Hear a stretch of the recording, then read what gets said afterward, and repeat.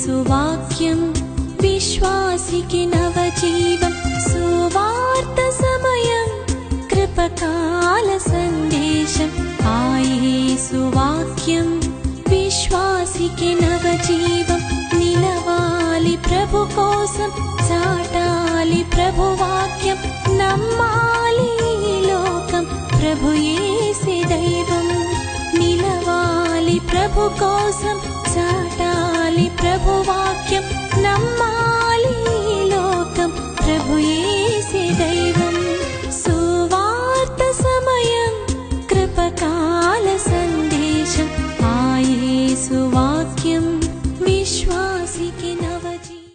తలల వంచి కళ్ళు మూసుకొని ప్రభు వైపు చూస్తూ ప్రార్థిస్తాం. పరిశుద్ధుడైన తండ్రి, కనికరము జాలిగల మా ప్రభువా, నీకు స్తోత్రం. పరలోకమందు సింహాసనాసీనుడవై కెరూబుల చేత, స్వరూపుల చేత, 24 పెద్దల చేత, కోట్ల దూతల చేత, పరిశుద్ధుల ఆత్మల చేత ఆరాధింపబడుతున్న పరిశుద్ధుడైన తండ్రి, నీకు పరిశుద్ధుడవు, పరిశుద్ధుడవు, పరిశుద్ధుడవు. భూత వర్తమాన భవిష్యత్ కాలముందు సర్వాధికారి దేవుడు అయి ఉన్నావు. మా ఆరాధన నీకే తండ్రి. మాపై అధికారం నీదే నాయన. నీ అధికారం ఒప్పుకుంటూ నేను ఆరాధిస్తున్నా మా ప్రియతల్లి, నీకు స్తోత్రాలు చెల్లిస్తాం. దేని యొక్క వాక్యం ధ్యానించుకోవడానికి మేము ప్రయత్నిస్తుండగా నీ కృప కొరకు వేడుకొనుచున్నా మా తల్లికి స్తోత్రాలు చెల్లిస్తాం. నీ కృపకు మూలముకు పరిశుద్ధాత్మ నా పై ఉంచి, నా నోట నీ మాటలు ఉంచి పలుకుటకు వాక్శక్తి నీ ఆత్మ వల్ల అనుగ్రహించండి. నీ ప్రజలకు ప్రయోజనకరమైన వాక్కును అనుగ్రహించి ఆశీర్వదించండి. అన్నిటిలో నీకు ప్రాముఖ్యత కలగాలి, అన్నిటిని బట్టి మహేపరచబడాలి. నీకు సమస్త మహిమ ఘనతా ప్రభావం చెల్లిస్తూ యేసుక్రీస్తు పేరిట ప్రార్థిస్తున్నాం పరమ తండ్రి. ఆమేన్, ఆమేన్. పరిశుద్ధ గ్రంథములో ప్రకటన గ్రంథం 3వ అధ్యాయము 10వ వచనం, 11వ వచనం, 12వ వచనం చూసినట్లయితే దేనికి స్తోత్రం. ఫిలదెల్ఫియా సంఘ కాపరితో పాటు ఆ సంఘానికి చెప్తున్నాడు. ఆ సంఘానికే పరిమితమైన పోర్షన్ కాదు ఇది. దేనికి స్తోత్రం. క్రీస్తు యేసు రక్తము చేత పాపము విమోచించబడి దేవుని పరిశుద్ధాత్మ నింపబడి పరిశుద్ధాత్మతో నడిపించబడుతూ ఆత్మయందు పరలోక దేవుని సేవించే సంఘస్థులందరికీ, 21st సెంచరీ సంఘానికి కూడా ఈ వాక్య భాగం చెబుతుంది. యేసుక్రీస్తు ప్రభు యోహాను చేత రాయించిన మాట ఏంటంటే, విశ్వాసుల పరిశుద్ధులకు సంఘానికి, నా ఓర్పు విషయమైన వాక్యాన్ని నువ్వు గైకొంటివి గనక భూనివాసులను శోధించుటకు లోకమంతటికి రాబోయే శోధన కాలములో నేను నిన్ను కాపాడేదను. యేసుక్రీస్తు ప్రభునందున్న సంఘానికి ఈ భూమి మీద జీవించే కాలములో యేసు ప్రభు త్వరగా రాబోయే దినాలు మునుపున్న సంఘ కాలములో క్రీస్తు 2వ రాకడ మునుపు లోకమంతటికి రాబోయే శోధన కాలం ఒకటి ఉన్నది. ఇది ప్రకటన గ్రంథం 3వ అధ్యాయం 10వ వచనం చెప్పాడు. వెంటనే 11వ వచనంలో ఏమంటున్నాడు ఆయన? ఇదిగో నేను త్వరగా వచ్చున్నాను, నీ కిరీటమును ఎవడును అపహరింపకూడనట్లు నీ కలిగిన దాన్ని గట్టిగా పట్టుకొనుము. ఇది 11వ వచనం. 12వ వచనంలో ఏం రాయబడి ఉంది? జయించువానిని నా దేవుని ఆలయములో ఒక స్తంభముగా చేసేదను, వాడు ఆలయంలోంచి వెలుపలికి ఎన్నడూ వెలుపలికి వెళ్ళడు. మరియు నా దేవుని పేరును, నా దేవుని యొద్ద నుండి దిగివచ్చున్న నూతన యెరూషలేము అనే ఆయన పరిశుద్ధ పట్టణం యొక్క పేరును, నా పేరును వానిపై వ్రాసేదను. చూడండి, దేనికి స్తోత్రం. భూనివాసులు శోధించుటకు లోకమంతటికి రాబోయే శోధన కాలములో ఈ సంఘ కాపరిని, సంఘాన్ని నేను కాపాడుతాను అన్నాడు. దీని అర్థం ఏంటంటే, లోకమంతటి రాబోయే శోధన గడియలో ఆ కాలమందు సంఘం భూమి మీద ఉంటుంది గనక కాపాడేదను అంటున్నాడు.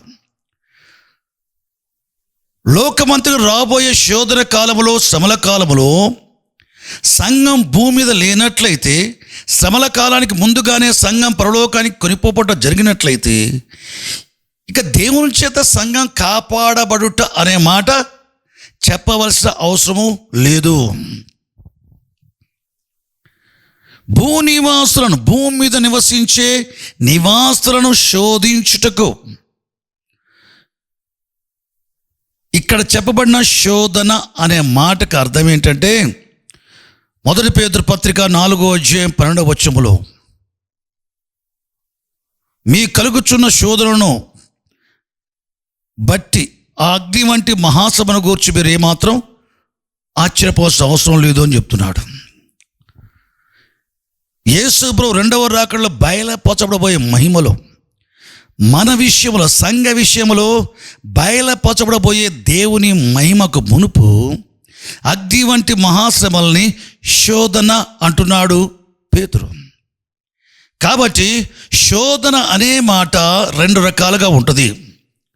మొదట శోధన నీ శరీరేచ్ఛలు నెరవేర్చుకోవటానికి, ఈ లోకాన్ని ఆశించటం, దేవుని తొలగిపోవటానికి వచ్చే శోధన. యోసేపుకు పొతిఫెరా భార్య నుంచి శోధన వచ్చింది, శరీరేచ్ఛకు సంబంధించింది. దాన్ని జయించాడు గనక ఆయన నింద మోపబడ్డవాడై చెరసాల వేయబడ్డాడు, అంటే శ్రమ పెట్టబడ్డాడు. ఈ రెండిటిని కూడా శోధనే అంటారు. మొదటిదేంటి? శరీరేచ్ఛల ప్రకారం ప్రవర్తించి పాపం చేయడానికి వచ్చే శోధన. ఈ శోధన దాంట్లో రెండవ భాగం ఏంటి? శరీరీత్యా కష్టపెట్టబడటం, హింసించబడటం, అవసరమైతే చంపబడటం. ఈ శ్రమను కూడా శోధన అంటారు. భూనివాసులను శోధించడం లోకమంతటికి రాబోయే శోధన కాలంలో సంగమా, యేసు ప్రభు రక్తమిచ్చి సంపాదించుకున్న సంగమా, నువ్వు ప్రభు చేత కాపాడబడతావని ప్రభువే స్వయాన నీతో మాట్లాడుచున్నాడు, వాగ్దానం చేయుచున్నాడు. ఈ శ్రమ గురించి, శ్రమల కాలం గురించి మాట్లాడిన తర్వాత ప్రభువే స్వయాన చెప్పే మాట ఏంటంటే, ఈ శ్రమల కాలములో భూమి మీద ఉండే సంఘమైన నేను కాపాడుతాను అని చెప్పిన తర్వాత, ఇదిగో నేను త్వరగా వచ్చున్నాను. ఇది ప్రభు చెప్పే మాట. ఇదిగో నేను త్వరగా వచ్చున్నాను. యేసు ప్రభు త్వరగా వచ్చున్న మాట ప్రకటన గ్రంథం 3:11 చెప్పక మునుపు 10 లోకమంతటికి రాబోయే శోధన కాలం అన్నాడు. అంటే ప్రభు ఏమని చెప్తున్నాడు? ముందు లోకములో భయంకరమైన శోధన అనే శ్రమలు వస్తాయి. దాని తర్వాత యేసు ప్రభు నేను వస్తాను అంటున్నాడు. నేను వచ్చినప్పుడు నీకేమిస్తాను? జీవ కిరీటం ఇస్తాను. కాబట్టి నీకు వాగ్దానం చేయబడిన జీవ కిరీటాన్ని ఎవడును అపహరింపకూడనట్లు నీ కలిగిన దాన్ని గట్టిగా పట్టుకో. ఏంటి నీకు కలిగింది? శరధారే వచ్చి ప్రాణమిచ్చి మృతులను తిరిగిలేచిన యేసు ప్రభువులో విశ్వాసం వచ్చినప్పుడు ఆయన పరిశుద్ధ రక్తం ఈ పాపాలు కడిగివేయబడిన తర్వాత, ఆయన తన పరిశుద్ధాత్మ నీలో నివసింపచేసిన తర్వాత, నీలో నివసింపజేసే పరిశుద్ధాత్మ ద్వారా నువ్వు దేవుని కలిగి ఉండి దేవునితో సహవాసాన్ని కలిగి ఉన్నావు. ఆయన యందు విశ్వాసముతో నీ ముందున్న జీవితాన్ని నువ్వు జీవిస్తున్నావు. అనుదిన జీవితం దేవునిలోని విశ్వాసం వల్ల జీవిస్తున్నావు. నీ కలిగిన దేవుని యందు విశ్వాసాన్ని గట్టిగా పట్టుకో. నీ కలిగిన దేవుని విశ్వాసము ద్వారా నీలో ఆత్మరూపిగా నివసిస్తున్న క్రీస్తు, ఆయనతో ఉన్న సహవాసాన్ని గట్టిగా పట్టుకో. దేవునిలోని విశ్వాసం వల్ల దేవునితో మనకు సహవాసం కలిగింది. ప్రభు వచ్చేంత వరకు కూడా ఆయనందరి విశ్వాసంతో పాటు ఆయనందరి విశ్వాసం కలిగిన ఆయనతోటి నీ సహవాసాన్ని తెగిపోకుండా కాపాడుకో. ఆయన సహవాసం నుంచి వేరు చేసేది ఏంటి? శోధన. శరీరేచ్ఛలకు సంబంధించిన శోధన కావచ్చు, శరీరమునందు శ్రమ పెట్టబడే శోధన కావచ్చు. ఈ 2 రకాల శోధనలు ఎందుకు వస్తాయి? క్రీస్తు నుంచి వేరు చేయడానికి వస్తాయి ప్రియులారా. కాబట్టి ఆయనలోని నీ విశ్వాసాన్ని గట్టిగా పట్టుకో. ఆయనతో నీ కలిగిన సావాసాన్ని గట్టిగా పట్టుకో. ఎప్పటి వరకు? నేను వచ్చేంత వరకు. ఎందుకు గట్టిగా పట్టుకో? నీకు కలిగిందా అని చెప్పే ఉద్దేశం ఏంటి? భూనివాసులు శోధించుకు లోకమంతకు రోబోయే శోధన కాలంలో నీ విశ్వాసం నుంచి వేరు చేయబడే ప్రమాదం ఉంది. నీ పరిశుద్ధ జీవితాల నుంచి తొలగిపోయే ప్రమాదం ఉంది. అశ్రమల కాలానికి మూలము క్రీస్తు విరోధి బయలుపరచబడుట. క్రీస్తు విరోధి బయలుపరచబడకుండా మహాశ్రమలనే మాట ఉండదు. నేను ఎక్కువ చెప్తాను కదా, బైబిల్లో ఒక విధానం ఉంది, ఒక సంగతి అంగీకరించబడటానికి. ద్వితీయోపదేశకాండం 19వ అధ్యాయము 15వ వచనంలో యెహోవా మోషే ద్వారా ఇజ్రాయెల్కు రాయించిన మాట, 2-3 సాక్షుల నోట పలకబడిన ప్రతి మాట చేత ప్రతి సంగతి స్థిరపరచబడటం జరగాలి. కాబట్టి ఇజ్రాయెల్ అందరూ కూడా ఒక విషయాన్ని అంగీకరించబడటానికి ఈ విధానాన్ని అనుసరించేవారు. 2-3 సాక్షులు, దేవునికి స్తోత్రం. ఒకనొక సమయాన 2-3 సాక్షులతో ప్రతి విషయం స్థిరపరచబడటం అనే విషయాన్ని పెడదో పట్టించారు. అహాబు కాలంలో ఇజ్రాయేల్లోని అహాబు రాజు యొక్క ఇంటికి ఆనుకున్న ద్రాక్ష తోట నాబోతుది. ఆ నాబోతుని పిలిపించి అహాబు రాజు చెప్పాడు, నా ఇంటిని ఆనుకుంది నీ ద్రాక్ష తోట, నాకు కూర తోటకి నాయనా నీకు వేరే భూభాగం ఇప్పిస్తానని చెప్తే నాబోతు ఒప్పుకోలే. మూతి ముడుచుకున్న వాడే భోజనం చేయకుండా అహాబు రాజు పడుకుంటే యెజెబెలు అతని భార్య రాణి వచ్చేసి, ఏమయ్యా భోజనం చేయంటే నేను చేయని మూతి ముడుచుకున్నాడు.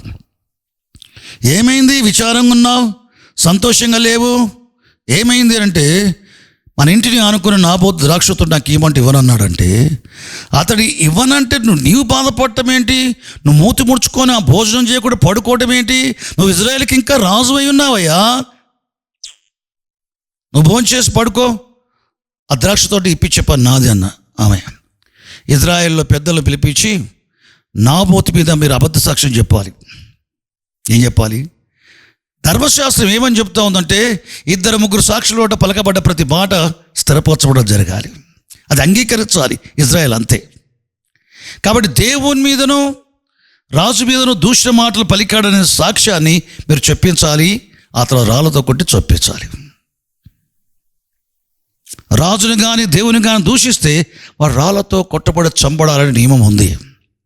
కాబట్టి ఇజ్రాయేల్ ఏం చేశారు? రాని మాట విని అబద్ధ సాక్షులు నిలవబెట్టి నాబోతు మీద దేవుని దూషించినట్టుగా, రాజును దూషించినట్టుగా అబద్ధ సాక్ష్యాలు చెప్పించగా ఇజ్రాయేల్ అందరూ ధర్మశాస్త్ర ప్రకారం రాళ్ళతో కొట్టి చంపేశారు. నిరపరాధిని రాళ్ళతో కొట్టి చంపించారు. దేవుని యొక్క వాక్యాన్ని తమ స్వార్థం కోసం ఉపయోగించుకోవటం కూడా జరిగింది ప్రియులారా. అట్లా కాక నీలో నాలో నివసించే పరిశుద్ధాత్మను అనుసరించి పరిశుద్ధ వాక్యాన్ని ఉపయోగించుకోవటం కలవడబడాలా. నువ్వు పరిశుద్ధాత్మ నింపబడకపోతే నీ మనుష్య ఆత్మను అనుసరించి మానవరీత్యా నువ్వు గ్రహించే దాన్ని బట్టే పరిశుద్ధాత్మ వల్ల రాయబడ్డ గ్రంథాన్ని ఉపయోగించుకునే ప్రయత్నం చేస్తావు. తప్పుడుగా ఉపయోగించుకొని కష్టాలు నష్టాలు తెచ్చిపెట్టుకునే ప్రమాదంతో పాటు ఇతరులకు నష్టం కలగజేసే అవకాశాలు కూడా ఉన్నాయి. కాబట్టి దేవునికి స్తోత్రం. పరిశుద్ధ గ్రంథాన్ని రాసిన వ్యక్తి పరిశుద్ధాత్ముడు. చాలామంది మనుషులు రాశారో చెప్తారు. మనుషులు దేవుని చేతిలో కలముల వంటి వారు. ఎటువంటి వారు? కలములు, పెన్స్ లాంటి వాళ్ళు. 5 కాండాలు రాయడానికి ఒక పెద్ద పెన్ను ఉపయోగించుకున్నాడు దేవుడు. మోషే యెహోషువ గ్రంథాన్ని రాయడానికి యెహోషువను ఉపయోగించుకున్నాడు. కీర్తనలు రాయడానికి దావీదు, సొలొమోను, మోషే, ఆసాబు కుమారులు, కోరో కుమారులు, ఎజ్రా ఇటువంటి వారిని ఉపయోగించుకున్నాడు. సువార్తలు రాయడానికి మత్తయి, మార్కు, లూకాను ఉపయోగించుకున్నాడు. అపోస్తలులు రాయడానికి లూకాను ఉపయోగించుకున్నాడు. కళలు అవన్నీ. ప్రకటన గ్రంథం ఒక కలం, యోహాను అనే కలం. దేవునికి స్తోత్రం, దేవుని మహిమ కలుగాక. వ్రాసిన గ్రంథకర్త ఎవరయ్యా అంటే పరిశుద్ధాత్ముడు. పరిశుద్ధాత్మలో రాయబడ్డ గ్రంథం పరిశుద్ధాత్మ దేవుని చేతిలో దైవజనులైన ప్రవక్తలు మనుషులు కలముల వంటి వారు, అంతే. పరిశుద్ధాత్మతో రాయబడిన ఈ గ్రంథాన్ని సరిగ్గా మన ప్రయోజనం నిమిత్తం, ఇతరుల ప్రయోజనం నిమిత్తం ఉపయోగించుకోవాలి అంటే అదే పరిశుద్ధాత్మతో నీకు సంబంధం ఉండాలి. పరిశుద్ధాత్మని కలిగి ఉండి పరిశుద్ధాత్మ నడిపించబడుతూ పరిశుద్ధాత్మ నడిపింపులో దీని ఒక వాక్యాన్ని ఉపయోగించుకోవాలి ప్రియులారా. దేనికి స్తోత్రం. 2-3 సాక్షుల నోట పలకబడ్డ ప్రతి సంగతి స్థిరపరచబడును మోషే చెప్పిన విషయం ఇది. ఇజ్రాయేల్ అందరూ కూడా క్రీస్తు యేసు ఈ లోకానికి వచ్చేంత వరకు, శిరధారి వచ్చేంత వరకు ఇదే విధానాన్ని అనుసరించారు. యేసు ప్రభు శిరధారే వచ్చిన తర్వాత ఆయన కూడా చెప్తున్నాడు మత్తయి సువార్త 18:16 ప్రతి సంగతి 2-3 సాక్షుల నోట పలకబడ్డ మాట చేత స్థిరపరచబడ్డ జరగాలి అన్నాడు. యేసు ప్రభు చనిపోయి లేచి పరలోకానికి ఎక్కిపోయిన తర్వాత ఆయన విశ్వాసం వచ్చిన వారిపై పెంటెకొస్తు పరిశుద్ధాత్ముడు కుమ్మరించబడ్డాడు. సంఘము జన్మించింది భూమి మీద, మేడగదిలో యెరూషలేము పట్టణంతో. రోజు రోజుకి ప్రభుని అంగీకరించి రక్షించబడ్డ వారందరూ కూడా చేర్చబడుతూ విస్తరిస్తూ ఉంది. ఆ సంఘ కాలములో కూడా అపోస్తలుడు పౌలు ఏమని చెప్తున్నాడో తెలుసా? కొరింథీ సంఘానికి రాసిన 2వ పత్రిక 13:1 2-3 సాక్షుల నోట పలకబడ్డ మాట చేత ప్రతి సంగతి స్థిరపరచబడ్డ జరగాలి అన్నాడు. క్రీస్తుకు పూర్వము కానీ, క్రీస్తు శరధారి దినములలో కానీ, క్రీస్తు మృతుల్లోంచి పరలోకానికి ఎక్కిపోయిన తర్వాత సంఘకాలంలో కానీ సంఘాలు, పరిశుద్ధులు, దేవసేవకులు ఒక విషయాన్ని అన్వయించుకోవటానికి, అంగీకరించడానికి, దాన్ని అమలు చేయటానికి 2-3 సాక్షుల నోట పలకబడ్డ మాట కావాలి. దేనికి స్తోత్రం. నేటి క్రైస్తవ సమాజంలో, క్రైస్తవ లోకములో, ప్రపంచం అంతటా యేసు ప్రభు 2వ రాకడ కూర్చిన సరైన బోధనలు లేవు. బోధకులు అనేకులు గుడ్డివారయ్యి ఉండి గుడ్డివారికి త్రోవ చూపెడుతున్నారు. 2 గుంటలో పడతారని యేసు ప్రభు చెప్పాడు. గుడ్డివాడు మరొక గుడ్డివానికి ఏ విధంగా త్రోవ చూపెడతాడు? చూపెట్టలేరు. గుడ్డివారికి త్రోవ చూపించడానికి తెరవబడ్డ కళ్ళు గలవారుగా నువ్వు ఉండాలి. చూపు కలిగిన వ్యక్తులే గుడ్డివారికి త్రోవ చూపించగలరు. నేను గుడ్డివాడని మరొక గుడ్డివారికి త్రోవ చూపించలేను. యేసు ప్రభు 2వ రాకడ గురించి ప్రత్యక్షత, 2వ రాకడ గురించి విషయాలు బయలుపరచబడటం, ఎండ్ టైమ్స్ చివరి దినాల గురించి ప్రత్యక్ష కలిగి ఉంటాం, నిత్యత్వాన్ని గురించి ప్రత్యక్ష కలిగి ఉంటాం. లేని వాళ్ళు కూడా ఎవరో ఆయన చెప్పాడని చెప్పేసి మనం చెప్పుకుంటూ పోవటం వల్ల, ఇది ఈ విధంగా ఒకరు చూచి ఒకరు చెప్పుకోవటం వల్ల తప్పుడు బోధలు, చివరి దినముల గురించి, యేసు ప్రభు 2వ రాకడను గురించి, నిత్యత్వాన్ని గురించి తప్పుడు బోధలతో నిండుకుంది క్రైస్తవ ప్రపంచం. సరైన బోధ కిందకి ఎప్పుడు రావాలి? ఇదే విధానాన్ని అనుసరించాలి. క్రీస్తుకు పూర్వం ఇజ్రాయెల్ ఏ విధానాన్ని అనుసరించి ఒక విషయాన్ని నమ్మారో, క్రీస్తు కాలంలో ఒక విషయాన్ని నమ్మటానికి, అంగీకరించడానికి ఏ విధానాన్ని అనుసరించారో, సంఘం ప్రారంభమైంది మొదలుకొని క్రీస్తు వచ్చేంత వరకు కూడా అదే విధాన్ని అనుసరించడం అనేది బైబిల్లో కనబడుతూ ఉంది. కనుక ఈ చివరి దినాల్లో 2వ రాకడకు జ్ఞానం, నిజమైన జ్ఞానం, బైబిల్ చెప్పే విధంగా ఆ బోధని కలిగి దాంట్లో స్థిరపరచబడి ఆయన రాకడ అపేక్షిస్తూ జీవించేవాడుగా ఆయన రాకడ పర్యంతం ఉండాలి అంటే ఈ విధానాన్ని అనుసరించాలి. కాబట్టి నేను చెప్పే విషయం ఏంటంటే, లోకమంతటికి రాబోయే శ్రమలు మొదట, ఆ తర్వాత యేసు ప్రభు వచ్చేసి పరిశుద్ధులకు మహిమనివ్వటం అని చెప్తున్నాను. ఈ విషయాలను నువ్వు అంగీకరించాలంటే 2-3 సాక్షుల చేత పలకబడ్డ మాట చేత ఈ విషయం నీ జీవితాల్లో స్థిరపరచబడాలి. 2-3 సాక్షులు లేనట్లయితే నువ్వు అంగీకరించుకో. ఇప్పుడు నేను చెప్తున్నాను దేనికి బట్టి. ప్రకటన యోహాను రాశాడు గనక యేసు ప్రభు చెప్తున్నట్టుగా చదివిన లేఖన భాగాలు ఉన్నప్పటికీ యోహాను చేత రాయబడ్డ గ్రంథాన్ని యోహానే అనుకుందాం. యోహానే మనకు చెబుతున్నాడు అనుకుందాం. దేనికి స్తోత్రం. యోహాను ఫిలదెల్ఫియా సంఘానికి ఏం రాశాడు? నా ఓర్పు విషయం అంటే క్రీస్తు ఓర్పు విషయమైన వాక్యాలను గైకొన్నావు గనక భూనివాసులను శోధించుటకు లోకమంతటికి రాబోయే శోధన కాలం, మహాశ్రమల కాలం. ఆ కాలములో ఓ సంఘ కాపరి, ఓ దైవసేవకుడా, దైవసేవకురాలా, పరిశుద్ధులారా, విశ్వాసులారా, నేను మిమ్మను ఆ శోధన కాలంలో, శ్రమల కాలంలో, మహాశ్రమల కాలంలో నేను కాపాడుతాను అని చెప్పాడు. శ్రమలు వస్తాయి, నేను కాపాడుతాను. ఆర్భాటముతో, ప్రధాన దూత శబ్దముతో, దేవుని బూరతో పరలోకం నుండి నేను త్వరగా వస్తాను, ఇదిగో నేను త్వరగా వచ్చున్నాను ప్రభు చెప్తున్నాడు యోహాను చేత. ఎప్పుడు వస్తానంటున్నాడు? లోకమంతటికి రాబోయే శోధన తర్వాత వస్తున్నాను అన్నాడు. నేను వచ్చేంతవరకు ఏం చేయాలని చెప్పాడు?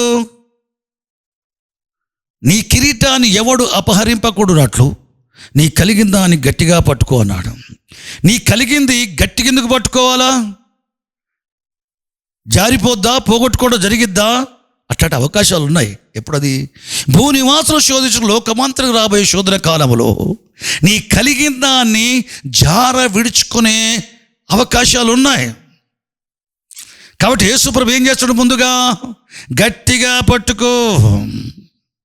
ఎటువంటి ఇబ్బంది కానీ, ఎటువంటి కరువు కానీ, ఎటువంటి ఖడ్గం కానీ, ఎటువంటి తెగులు కానీ, ఎటువంటి ప్రకృతిమైన మార్పులు కానీ, చేర్పులు కానీ, జల ప్రళయాలు కానీ, ఆకాశంలో భయోత్పాతమైన సంఘటనలు కానీ, సునామీలు కానీ, మనుషుల వలన అపాయం కానీ, జంతువుల వలన అపాయం కానీ, అది ఏదైనా కానీ,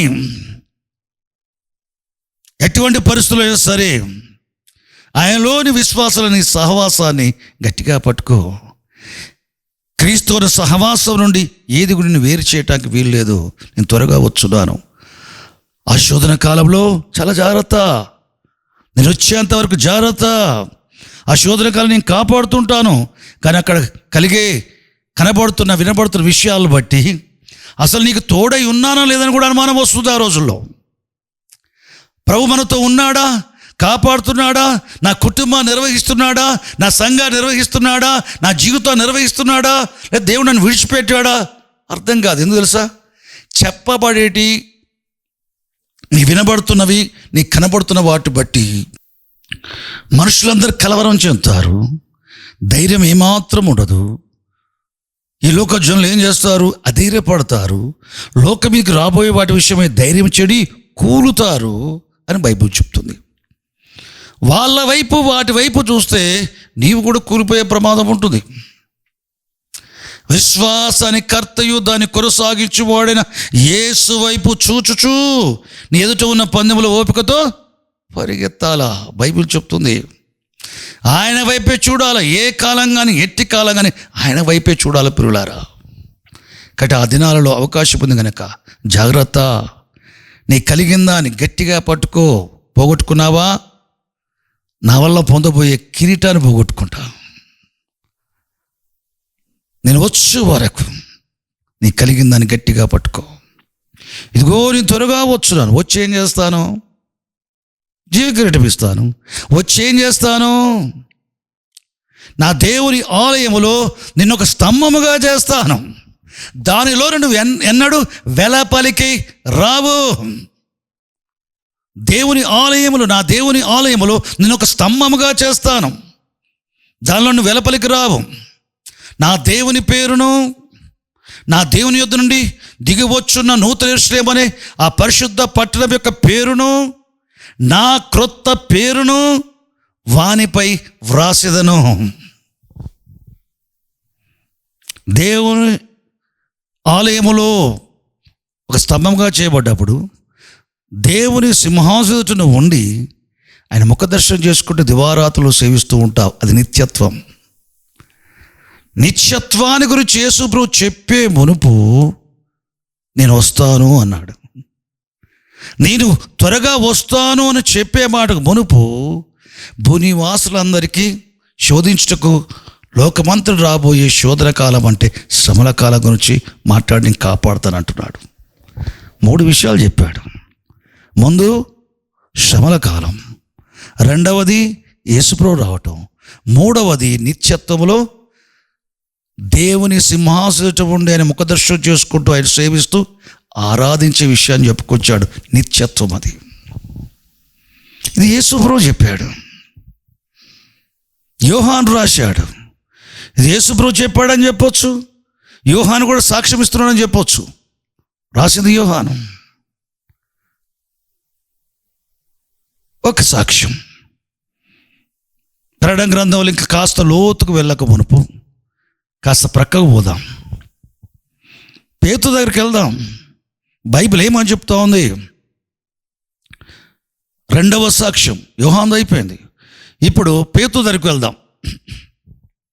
మొదటి పేతురు పత్రిక 1వ అధ్యాయము 6-7 వచనాలు చూసినట్లయితే, చెదిరిపోయిన యాత్రికులైన పరిశుద్ధులకు రాస్తూ పేతురు చెప్తున్న మాట,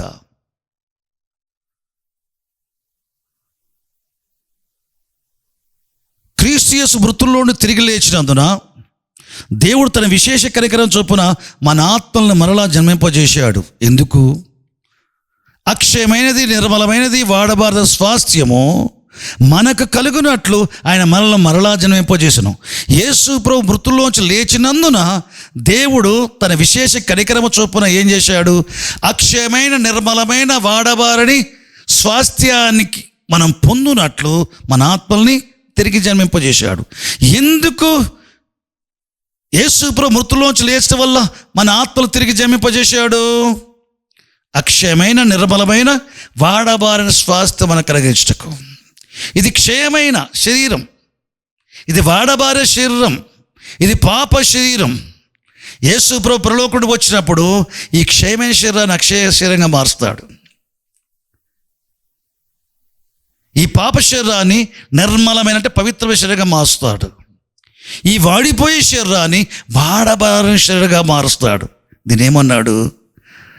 అక్షయమైన, నిర్మలమైన, వాడబారని స్వాస్థ్యం. ఈ స్వాస్థ్యము మన కొరకు పరలోకమందు భద్రము చేయబడినది. కడవరి కాలములో బయలుపరచబడకు సిద్ధముగానున్న ఈ స్వాస్థ్యం పరలోకములో మన కొరకు భద్రము చేయబడి ఉన్నది. కానీ ప్రస్తుతము అవసరాన్ని బట్టి కొంచెం కాలం మాకు నానావిధ శోధల చేత మీకు దుఃఖం కలుగుచున్నది. పరలోకం నుండి బయలుపరచబడబోయే ఆ మహిమ స్వాస్థ్యము మనకు అనుగ్రహించబడక మునుపు ప్రస్తుత కాలములో అవసరాన్ని బట్టి కొంచెం కాలము నానావిధ శోధల చేత మీరు దుఃఖపడుచున్నారు. అయితే యేసుక్రీస్తు ప్రభు ప్రత్యక్షమైనప్పుడు ప్రస్తుతం మీరు పొందుచున్న శ్రమలు ప్రభువు వచ్చినప్పుడు మీకు మెప్పు, మహిమ, ఘనత కలుగుటకు ఈ శ్రమలు కారణమవును. ప్రస్తుత కాలపు శరీర సంబంధమైన శ్రమలు యేసు ప్రభు వచ్చినప్పుడు మనకు మెప్పు పొందటానికి, మహిమ పొందటానికి, ఘనపరచబడటానికి కారణమవుతాయట ఈ శ్రమలు. పేతురు ఏమని చెప్తున్నాడు? ప్రస్తుత శ్రమలు రాబోయే క్రీస్తు రాకడలో మనం మహిమ పొందటానికి కారణమవుద్ది అన్నాడు. మంచిది. ఇంకా ఆయన ఏం చెప్తున్నాడు? మొదటి పేతురు పత్రిక ఇది స్థిరపరచడానికి ప్రవక్తలు తీసుకుంటున్నాడు. మొదటి పేతురు పత్రిక 1వ అధ్యాయము 10వ వచనం 11వ వచనం చూస్తే, ఈ రక్షణను గూర్చి ప్రవక్తలు తమ యందున క్రీస్తు ఆత్మచేత పరిశీలించుచు మన కలగబోయే రక్షణ గూర్చి, అంటే మనం పొందబోయే ఆ రక్షణ స్వాస్థ్యం అనే మహిమా స్వాస్థ్యాన్ని గూర్చి ప్రవక్తలు తమ యందున క్రీస్తు ఆత్మచేత వారు ఏం చేస్తున్నారట? ఇది పరిశోధించినప్పుడు వారి యందున్న, అంటే ప్రవక్తల యందున్న ఆ క్రీస్తు ఆత్మ క్రీస్తు విషయమైన శ్రమలను గూర్చి, ఆ తర్వాత కలగబోయే మహిమల గూర్చి ముందుగా ఆ పరిశుద్ధాత్మ వారితో సాక్ష్యం ఇచ్చినప్పుడు వారు ఏ కాలములో, ఎట్టి కాలములో అని సూచించు మరి ఏం చేశారట? చెప్పారట. కాబట్టి ఇది వారు చేసే పరిచర్య తమ కొరకు కాదు, మీ కొరకే చేసే సంగతి వారికి బయలుపరచబడెను. ఇట్టి కార్యములను దేవదూతలు తొంగి చూడగోరుచున్నారు. ప్రవక్తలు తమ యందున్న క్రీస్తు ఆత్మ చేత ఏ కాలం, ఎట్టి కాలం, ఏ కాలంలో శ్రమలు వస్తాయి, ఎట్టి కాలంలో ఎటువంటి శ్రమలు వస్తాయి, ఆ తర్వాత ఏం జరుగుతాయి, ముందు ఏమొస్తాయి, తర్వాత ఏమొస్తాయి. ముందు సంఘానికి క్రీస్తు విషయమైన శ్రమలు, ఆ తర్వాత మహిమ. ముందు శ్రమలు, తర్వాత మహిమ. ఒకే అధ్యాయంలో 2 సార్లు చెప్పాడు పేతురు. 4వ అధ్యాయం, 1 పేతురు పత్రిక 4వ అధ్యాయం 12వ వచనం 13వ వచనం చూస్తే 12వ వచనంలో పేతురు చెప్తున్న మాట, మీ కలుగుచున్న అగ్ని వంటి మహాశ్రమను గూర్చి ఆశ్చర్యపడవద్దు.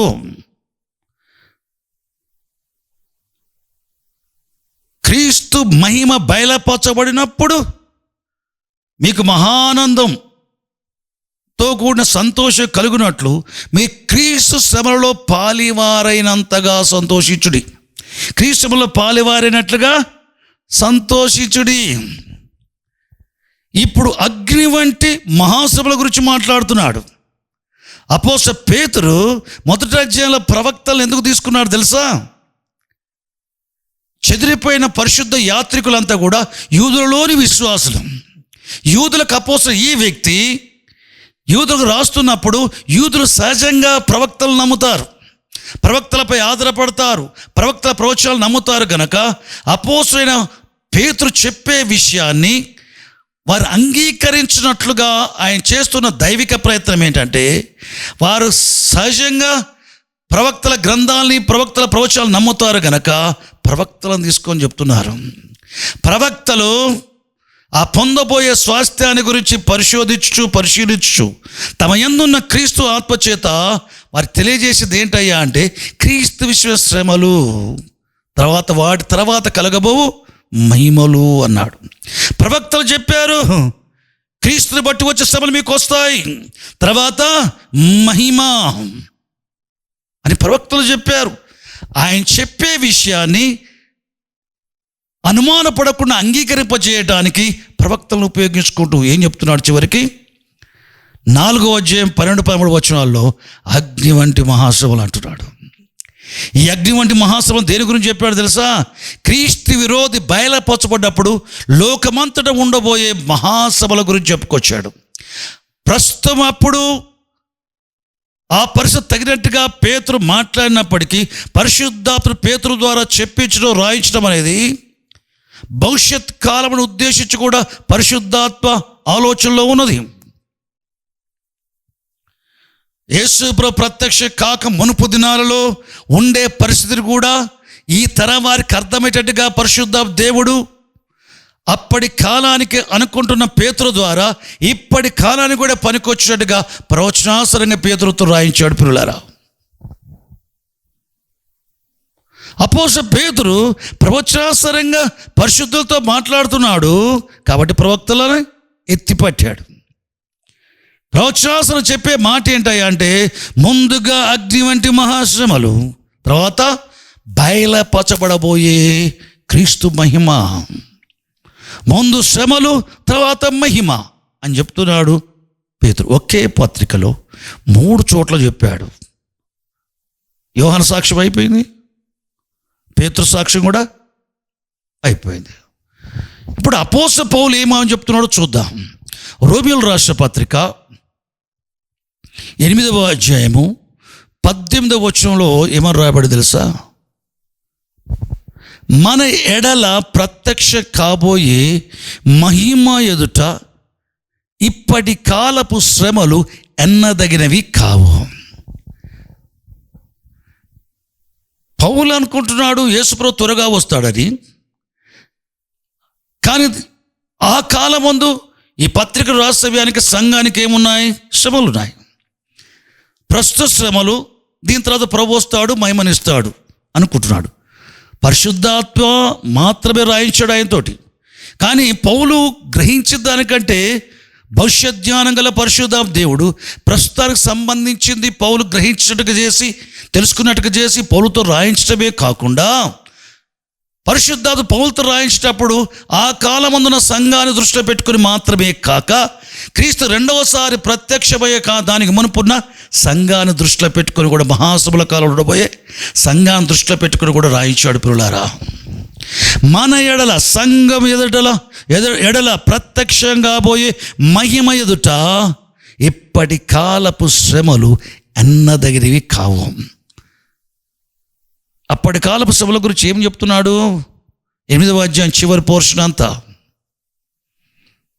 34 వచ్చిన 36 వచ్చిన వరకు. క్రీస్తు ప్రేమ నుంచి మనం ఎడబాపునదేది? కరువా, ఖడ్గమా, హింస, శ్రమ, దేవదూతలా, ఉన్నవా, రాబోనవా? ఇవి ఏవి కూడా క్రీస్తు యేసునందు ప్రేమ నుంచి మనల్ని వేరు చేయ ఎడబాప నేరవని నేను రూఢిగా నమ్ముచున్నాను. వీటన్నిటిలో శ్రమలలో, హింసలలో, కరువులో, వస్త్రహీనతలో, శత్రుత్వములో, మనుషుల ఎడల, అన్ని విషయాలలో, ఉపద్రవములలో, ఇప్పుడున్నవి కానీ ఇంకా రాబోయేవి కానీ, ఇప్పుడున్న వైరస్ కానీ రాబోయే వైరస్లు కానీ ఇంకా రాబోయేవి ఏమైనా సరే, వీటన్నిటిలో నుంచి మనల్ని ప్రేమించు వాని ద్వారా అత్యధిక విజయం పొందుతున్నాము. హల్లెలూయా. భూనివాసులు శోధించు లోకమంతా రాబోయే శోధన కాలంలో వాటి వలన ఓడిపో మనల్ని ప్రేమించు వాని ద్వారా వీటన్నిటిలో అత్యధిక విజయం, మామూలు విజయం కాదు, అత్యధిక విజయం. మోషే ఫరో ఎట కర్రను పడేస్తే పామైంది, మంత్రజ్ఞులు ఫరో ఎట కర్రను పడేస్తే పామైంది. ఏటి నీళ్ళు రక్తంగా మోషే చేస్తే మంత్రజ్ఞులు కూడా ఏటి నీళ్ళు రక్తంగా చేశారు. ఏటిని కొట్టగా కప్పలు వచ్చేసి ఇళ్లలోకి వస్తే మోషే, మంత్రజ్ఞులు కూడా ఏటిని కొట్టగా కప్పలు ఇళ్లలోకి వచ్చాయి. మోషే ధూళిని కొట్టాడు, పేర్లు అయ్యాయి. మంత్రజ్ఞులు చేయబోయారు, కాలేదు. ఇక్కడ ఏం తెలుసా? పోటీ ఉంది కానీ మోషే జయించాడు. ఏలియా బయలు ప్రవక్తల ముందు కర్మెలు పర్వతం మీద బయలు ప్రవక్తలు ఏమి చేయలేకపోయారు. ప్రొద్దు నుంచి మధ్యాహ్నం వరకు, మధ్యాహ్నం నుండి సాయంత్రం వరకు ఏమి చేయలేకపోయారు. కానీ కొన్ని క్షణాల్లో చిన్న ప్రార్థనతో పరలోకుడు అగ్ని వచ్చి బలిని దహించగా ఇజ్రాయేలు దేశమంతా ప్రజలందరూ కూడా ఏమన్నారు తెలుసా? యెహోవాయే దేవుడు అన్నాడు. ఇక్కడ ఏంటి తెలుసా? మోషేలాగా జయం కాదు, ఇక్కడ ఏలియాది అత్యధిక విజయం. అసలు పోటీ లేదు ఏలియాకు, అత్యధిక విజయం. దేవునికి స్తోత్రం. మనల్ని ప్రేమించు వాని ద్వారా కరువులో అత్యధిక విజయం, ఖడ్గములో అత్యధిక విజయం, అపాయములో అత్యధిక విజయం, తెగుళ్ళలో అత్యధిక విజయం, మనుషుల మధ్య అత్యధిక విజయం, హింసలలో అత్యధిక విజయం, శ్రమలలో అత్యధిక విజయం, ఉపద్రవములలో అత్యధిక విజయం, వస్త్రహీనతలో అత్యధిక విజయం, ఉన్న వాట్లలో అత్యధిక విజయం, రాబోయే ఇంకేమన్నా ఉన్నాయా? అత్యధిక విజయం. మనల్ని ప్రేమించుకోవడం ద్వారా అత్యధిక విజయం పొందుతున్నాం. ఇప్పటి కాలపు శ్రమలు అప్పటి వారికి చెప్పినట్టే ఉంది, కానీ అది ఇప్పటి వారికి కూడా చెప్పినట్టుకుంది. ఇప్పటి వారికి అనేది ఇంకా అప్పటి వారికి అప్పటి శ్రమల గురించి చెప్పుతూ మహిమ ప్రత్యక్షం కాబోతుంది అన్నాడు. కానీ అతడు చెప్పి 2000 అయిపోయిన మహిమ ప్రత్యక్షం కాల. నిజంగా దేవుని మహిమ ప్రత్యక్షమయ్యే మునుపు మనమున్నాం. పౌలు చెప్పిన సమయం కంటే మన సమయము సమీపంగా ఉంది. యేసు ప్రభు రెండవ రాకడ 21st సెంచరీలోని క్రిస్టియన్స్ ఎదురు చూస్తున్నారు. చాలామంది క్రిస్టియన్స్ అర్థం చేసుకోరు. బిల్లీ గ్రాహం గారు ఒకసారి భారతదేశానికి వచ్చినప్పుడు కేంద్రంలో జయప్రకాష్ చార్య గారు అనే గొప్ప నాయకుడు ఉండేవాడు. బిల్లీ గ్రాహం గారు ఆయన కలుసుకునే సమయంలో బిలిగ్రామ్ గారు జయప్రకాష్ గారు అడిగారు, భారతదేశంలో క్రైస్తవుల గురించి మీ అభిప్రాయం ఏంటంటే, వారితో మాకు ఏం ఇబ్బంది లేదండి, మేము పొలిటీషియన్స్, మేము నెక్స్ట్ ఎలక్షన్లో ఎవరు వస్తారు, ఎవరు గవర్నమెంట్ వస్తుంది, మాది వస్తుందా వారిది వస్తుందా అని ఈ లోకం గురించి మేము ఎప్పుడు ఆలోచించేవారం. కానీ మా కంట్రీలోని క్రిస్టియన్స్ వారు రాబోయే లోకం ఎదురు చూసేవారు, ఈ లోకం గురించి ఎక్కువ ఆలోచించరు. రాబోయే లోకం ఎదురు చూసేవారు, మాకు వారితో ఎటువంటి ఇబ్బంది లేదన్నాడు ఆయన. ఆయన పొలిటీషియన్ అప్పటికి కూడా మంచి మాట చెప్పాడు. భూమి మీద మార్పు చెందిన క్రైస్తవ స్త్రీలు పురుషులు ఈ లోక విషయమై, ఈ లోక విషయాల విషయమై విచారించరు. వారు పరలోకకు ఎదురు చూచేవారు, రాబోయే లోకకు ఎదురు చూచేవారు, క్రొత్త భూమి క్రొత్త ఆకాశ కొరకు దేవుని వాగ్దానాలను బట్టి ఎదురు చూచేవారు, నూతన యెరూషలేము పట్టణం కోసం ఎదురు చూచేవారు. దీన్ని కలిపి ఒక్క మాట చెప్పాలంటే, క్రొత్త భూమి క్రొత్త ఆకాశం, నూతన యెరూషలేము పట్టణం అంటే రాబోయే లోకం. రాబోయే లోక కొరకు ఎదురు చూచేవారు భూమి మీద క్రైస్తవుడు. రాబోయే లోకం ఎప్పుడు ప్రారంభమైంది? యేసుప్రభు రాకడతో. యేసుప్రభు రాకడతో రాబోయే లోకానికి నీకు ఇచ్చేది ఏంటయ్యా అంటే, అక్షయమైన నిర్మలమైన వాడబారని స్వాస్థ్యం. ఈ చనిపోటుకు వీలైన ఈ వాడబారి పాప క్షయమైన ఈశ్వరాన్ని వాడబారని పవిత్రమైన అక్షయమైన శరీరంగా మార్చేస్తాడు. దాంతో రాబోయే లోకాన్ని స్వతంత్రించుకుంటాం, దాంతో రాబోయే లోకంలో మనం జీవిస్తాం. కాబట్టి క్రీస్తు వచ్చినప్పుడు ఆయన వారికి అందరికి కూడా ఏమిస్తాడు? మహిమనిస్తాడు. మనకు జీవమైన క్రీస్తు ప్రత్యక్షమైనప్పుడు మనము కూడా ఆయనతో కూడా మహిమలో ప్రత్యక్షమవుతాం. ఆ ప్రత్యక్ష కాబోయే మహిమ ఎదుట ఇప్పటి కాలపు శ్రమలు ఎన్నదైనవి కావు. పౌలు చెప్పే మాట సాధారణ శ్రమల గురించి కాదు, క్రీస్తు వచ్చినప్పుడు బయలుపరచబడే మహిమకు మునుపున్న శ్రమలు. అవి ఏం శ్రమలు? అవి మహాశ్రమలు. క్రీస్తు విరోధి బయలుపరచబడినప్పుడు ఉండే మహాశ్రమలు. పౌలు చెప్పాడు ముందు శ్రమలు తర్వాత మహిమ. పేతురు చెప్పాడు ముందు శ్రమలు తర్వాత మహిమ. యోహాన్ చెప్పాడు ముందు శ్రమలు తర్వాత మహిమ. యేసుప్రభు శరదారిన దినాలలో ఆయన ఏం చెప్పాడో చూద్దాం. ప్రభువా నీ రాకడకు సూచన ఏమి? ఇదివరకు మనం చెప్పుకున్నాం. ఎప్పుడు జరుగును? నీ రాకడ సూచనలు ఏమి? యుగ సమాప్తికి సూచనలు ఏమి? ఇప్పుడు మనం ప్రభు రాకడ గురించి మాట్లాడుతున్నాం. ప్రభు రాకడ సూచన ఏమి? యేసుప్రభు చెప్పాడు సాధారణంగా ఇవన్నీ జరగవలసి ఉన్నవి అని చెప్పాడు. చెప్తూ మత్తయి సువార్త 24:15 వచనంలో ప్రవక్త దానియేలు చెప్పినట్టుగా పరిశుద్ధ స్థలములో అంటే దేవుని ఆలయంలో, యెరూషలేములోని దేవుని ఆలయంలో ఏమైనా వస్తువు అనగా క్రీస్తు విరోధి నిలుచుట మీరు చూడగానే చదువువాడు గ్రహించుగాక. యూదులను వాడు కొండలకు పారిపోవాలి, మిద్దె మీద ఉన్నవాడు ఇంట్లో దిగి ఏదైనా పట్టుకుపోవడానికి ప్రయత్నం చేయొద్దు, ఉన్న చోటు వెళ్ళిపోవాలా. పొలంలో ఉన్నవాడు ఇంటికి ఏమైనా వచ్చి తీసుకొని పోవడం రాకూడదు, ఎక్కడొక్కడ పారిపోవాలా. దేనికి స్తోత్రం.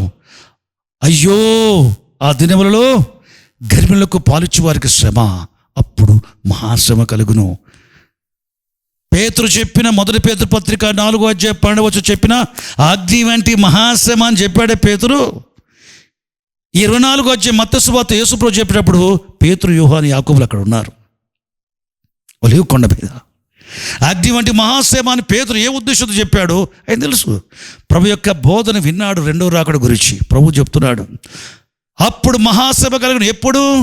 యెరూషలేములో కట్టబడబోయే దేవాలయంలో దేవుని చెప్పుకుంటూ వచ్చి ఆ దేవాలయంలో కూర్చుంటాడు క్రీస్తు విరోధి.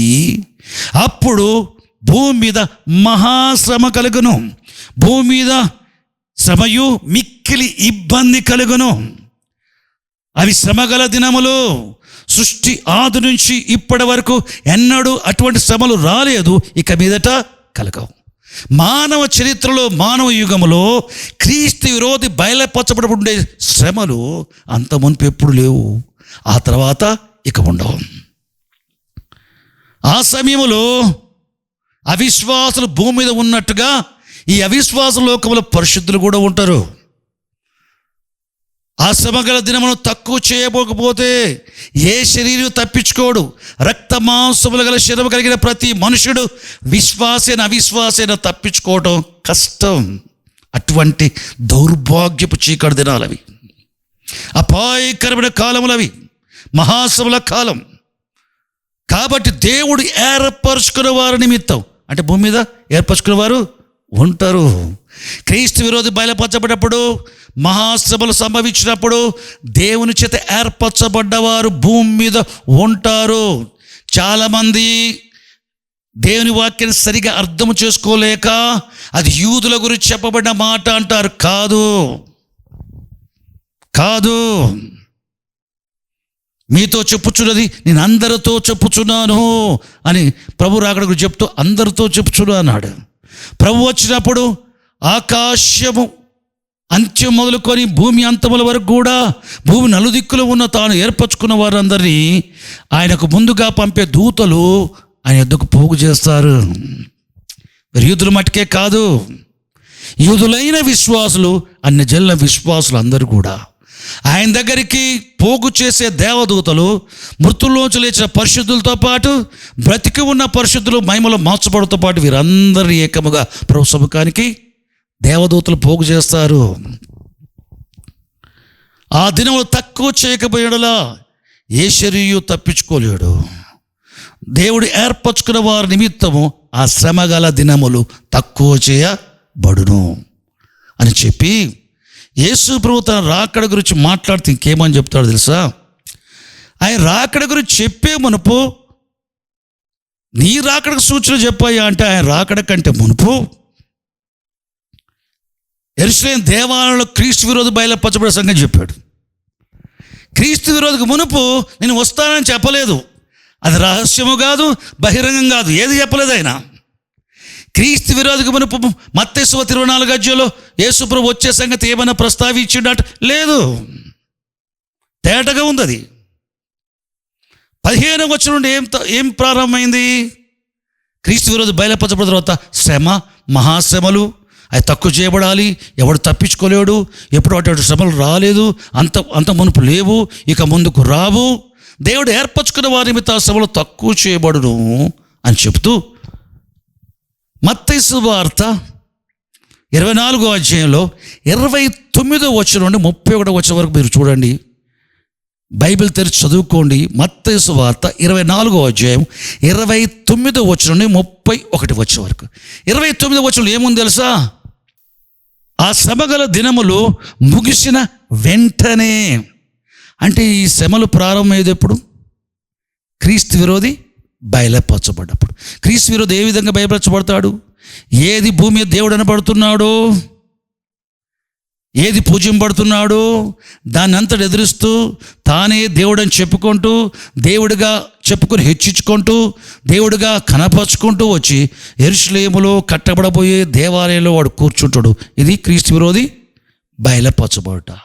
అప్పుడు ప్రారంభమయ్యేది ఏంటి? మహాశ్రమల కాలం. అది ఆరంభం. క్రీస్తు విరోధి బయలుపరచబడ్డప్పుడు మహాశ్రమలు ప్రారంభమవుతాయి. ఆ దినముల శ్రమ ముగిసినప్పుడు, మత్తయి 24:29. ఈ మాట ఎవరు చెప్తున్నారు? పేతురా, పౌలా, స్టెఫెనా, ఏలియా చెప్తున్నాడా? ఎవరు చెప్తున్నారు? స్వయాన యేసు ప్రభువు చెప్తున్న మాట. ఆ దినముల, ఏ దినముల? క్రీస్తు విరోధితో ప్రారంభమైన ఆ మహాశ్రమ గల దినముల, ఆ దినములు ముగిసినప్పుడు, ఆ శ్రమగల దినములు, మహాశ్రమల దినములు ముగిసినప్పుడు వెంటనే సూర్యుడు చీకటి కమ్మును, చంద్రుడు తన కాంతినియ్యడు, ఆకాశ నక్షత్రాలు రాలుతాయి, ఆకాశ శక్తులు కదిలించబడతాయి. అప్పుడు, ఎప్పుడు? ఆ శ్రమగల దినములు ముగిసినప్పుడు సూర్యుడు చీకటిగా, చంద్రుడు రక్తవర్ణముగా మార్చబడి, నక్షత్రాలు రాల్చబడి, ఆకాశ శక్తులు కదిలించబడ్డప్పుడు, అప్పుడు శ్రమగల దినములు అయిపోయినప్పుడు, అప్పుడు, ఎప్పుడు? ఆ దినముల శ్రమ ముగిసినప్పుడు, అప్పుడు మనుష్య కుమారుడి రాకడ సూచన ఆకాశమందు కనబడును. మనిషి కుమారుడు రాకడ గురించి మాట్లాడుతున్నాడు. ఎప్పుడు నా రాకడ సూచన కనబడును ఆయన చెప్తున్నాడు భూమి శరదార దినాల్లో. ఎప్పుడట? ఆ దినముల శ్రమ ముగిసినప్పుడు వెంటనే సూర్యుడు చీకడైపోతాడు, వెంటనే చంద్రుడు అయిపోతాడు, వెంటనే నక్షత్రాలు వెళ్తాయి, వెంటనే శక్తులు కదిలించబడతాయి ఆకాశమద్దు, వెంటనే. అప్పుడు ఎప్పుడు? శ్రమ దినములు ముగిసినప్పుడు ఆకాశమందు ఆయన రాకడ సూచన కనబడును. అప్పుడు ఆయన మహాప్రభావంతో మహామహిమతో ఆయన ముందుగా తన దూతలు పంపించును. అప్పుడు భూజనులందరూ ఆయన వచ్చిన చూచి రొమ్ము కొట్టుకొదురు, ఇలా విశ్వాసులు. అప్పుడు ఆయన ముందుగా పంపే దూతలు ఆకాశం మొదలుకొని భూమి అంతల వరకు దేవుడు ఏర్పరచుకున్న వారి సర్వలోకంలో పరిశుద్ధులందరినీ ఏర్పరచుకున్న వారందరినీ దేవదూతల ఎదుటికి పోగు చేతురు. ఆయన వచ్చేంత వరకు సంఘం ఇక్కడ ఉంటుంది, ఆయన వచ్చేంత వరకు అవిశ్వాసులు ఇక్కడ ఉంటారు. ఆ శ్రమగల దినములు ముగిసినప్పుడు మనిషి కుమారుడు వస్తాడని, నేను వస్తానని యేసుప్రభు స్వయాన చెప్పాడు. ఇది 4వ సాక్ష్యం. 2 లేక 3 చేత పలకబడ్డ ప్రతి మాట స్థిరపరచబడ్డంటే యోహాను చెప్పింది చెప్పాను, పేతురు చెప్పింది చెప్పాను, పౌలు చెప్పింది చెప్పాను, యేసుప్రభు స్వయాన చెప్పింది చెప్పాను. ఇంకా సరిపోదు అంటే ప్రకటన గ్రంథం కాసేపు ధ్యానించుకుందాం. ప్రకటన గ్రంథం 3వ అధ్యాయం 10వ వచనంలో ప్రభువు చెప్పిన మాట యోహాను ద్వారా, భూనివాసులు శోధించుకు లోకమంతలు రాబోయే శోధన కాలం. ఎప్పుడు ఆ శోధన కాలం? రాబోయే అంటే అది భవిష్యత్ విషయం. రాబోయే అంటే జరగబోయే సంగతి. సంఘాలకు రాయించడం ముగించిన తర్వాత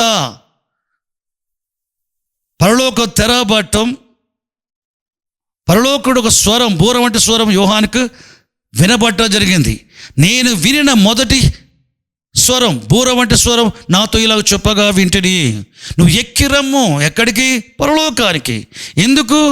ఇక మీట జరగే విషయాలు నీకు తెలియజేస్తాను అని చెప్పుకొచ్చాడు. దేవునికి స్తోత్రం దీవెనకలుగాక. ఇది సంఘం ఎత్తబట్టం కాదు. పౌలు ఆత్మశ్రయ పరలోకం పోయాడు, సంఘం ఎత్తబట్టం కాదు. యోహాను ఆత్మశ్రయ పరలోకానికి వెళ్తాడు, సంఘం ఎత్తబట్టం కాదు. ఈవెన్ రాబర్ట్స్ ఆత్మశ్రయ పరలోకానికి వెళ్ళాడు, సంఘం ఎత్తబట్టం కాదు. 15 ఏళ్ల ప్రాయంలో మౌరిస్వరులు ఆత్మశ్రయ పరలోకం పోయాడు, సంఘం ఎత్తబట్టం కాదు. రాబర్ట్ లియోనార్డ్ చిన్న వయసులో పరలోకం పోయాడు, సంఘం ఎత్తబట్టం కాదు. కెనెత్ హ్యాగన్ పరలోకానికి వెళ్ళాడు, సంఘం ఎత్తబట్టం కాదు. యోహాను ఆత్మశ్రయ పరలోకానికి వెళ్ళాడు, సంఘం ఎత్తబట్టం కాదు. జరగబోయే సంగతులు తెలపబడటానికి పరలోకానికి పిలువబడ్డాడు. ఆత్మశ్రయ పరలోకానికి వెళ్ళాడు, దేవుణ్ణి చూచాడు, సూర్యకాంత పద్మరాలు పోలేవాడుగా. ఆయన సింహాసనాన్ని చూచాడు, ఆయన సింహాసనం మధ్యలో చుట్టూను వెలపడ లోపల కన్నులు కలిగిన 4 జీవులను చూచాడు. దేవుని సింహాసనం చుట్టూ ఆవరించున్న ఇంద్రధనుసు చూచాడు. దేవుని సింహాసనం చుట్టూ వేయబడిన 24 పెద్దలు కూర్చున్న సింహాసనం చూచాడు, పెద్దలు చూచాడు, కోట్ల దూతలు చూచాడు. వారంతా దేవుని ఆరాధించడం చూచాడు. సింహాసనం దేవుని కుడి చేతుల 7 ముద్రలు గట్టిగా వేయబడిన గ్రంథాన్ని చూశాడు. పరిశుద్ధాత్మలు యోహానికి అర్థమైపోయింది, నేను పరలోకానికి రప్పింపబడది, ఇక మీద జరగబోయే సంగతులు నాకు తెలబడటానికి. జరగబోయే సంగతులు దేవుని కుడి చేతుల గ్రంథములో ఉన్నాయి, ఇది విప్పేవారు కావాలి అనుకున్నారు. ప్రకటన గ్రంథం 5వ అధ్యాయం 7వ వచనంలో వధింపబడిన గొర్రెపిల్ల వచ్చేసి సింహాసనం వాని కుడి చేతిలో ఉన్న ఆ గ్రంథాన్ని, 7 ముద్రల గ్రంథాన్ని తీసుకున్నాడు.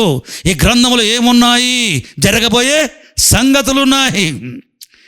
యోహాను ఎక్కిరము, ఇక మీట జరగవలసిన వాటిని నీకు కనపరచదను. ఇప్పుడు 6వ అధ్యాయం 1వ వచనం, ఆ గొర్రె పిల్ల, దేవుని కుడి చేతిలో ఉన్న ఆ 7 ముద్ర గ్రంథాన్ని తీసుకున్న ఆ గొర్రె పిల్ల మొదటి ముద్రను విప్పగా దర్శనం, స్వరం వింటున్నాడు, దర్శనాన్ని చూస్తున్నాడు. ఇక్కడ 3 విషయాలు మనం గమనించాలి. దేవునికి స్తోత్రం. ప్రకటన గ్రంథం 1వ అధ్యాయం 11వ వచనంలో, నీవు చూచుచున్నది పుస్తకములో రాసి ఆసియలోని 7 సంఘాలకు పంపయ్యా. ఎఫెసు, స్ముర్న, పెర్గమో, తుయతైరా, సార్దిస్, ఫిలదెల్ఫియా, లవోదకియా 7 సంఘాలకు పంపు. నువ్వు చూచుచున్నది రాసి పంపము అన్నాడు. మొదటి వినస్వరం. ఇతడు చూచిన తర్వాత, చచ్చిన వాళ్ళ పాదాల మీద పడిన తర్వాత ప్రభు ఆయన కుడి చేత అతనిపై ఉంచి, యోహాను భయపడకపోని మొదటి వాడును కడపడి వాడును జీవించేవాడును మృతునైతే కానీ ఇదిగో యుగములు సజీవునై ఉన్నాను, ఇదిగో మరణం యొక్క పాతలోకి తలవచల దగ్గర ఉన్నాయి, ఎందుకు భయపడతావు అని చెప్పి,